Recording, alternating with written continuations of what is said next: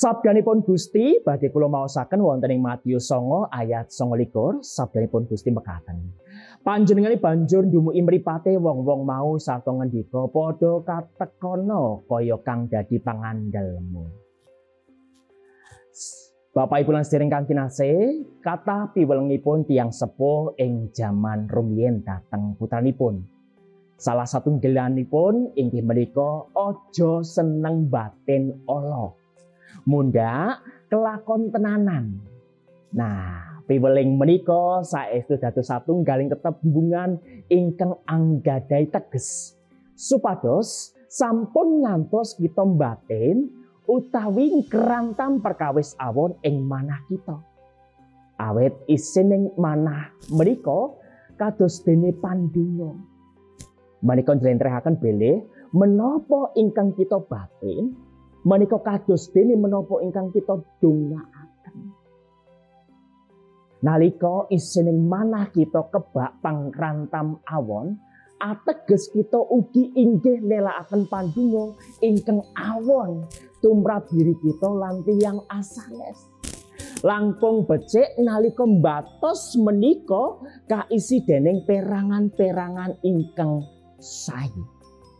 Pandonga ingkang ngarah dhateng karahayon lan tebih saking nyengit dhateng liyan.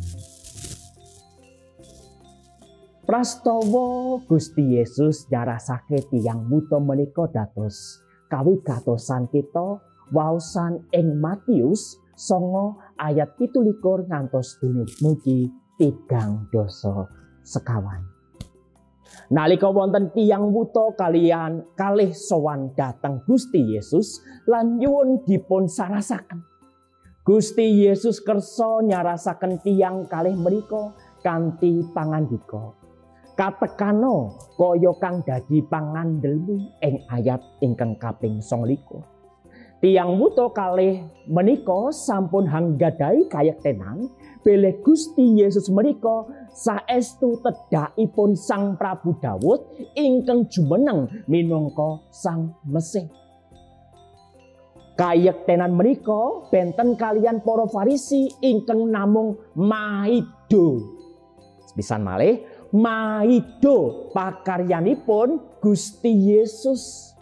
Kanthi nelakaken bilih Gusti Yesus ginakaken pangwasaning demit, roh ingkang boten suci utawi Roh Kudus.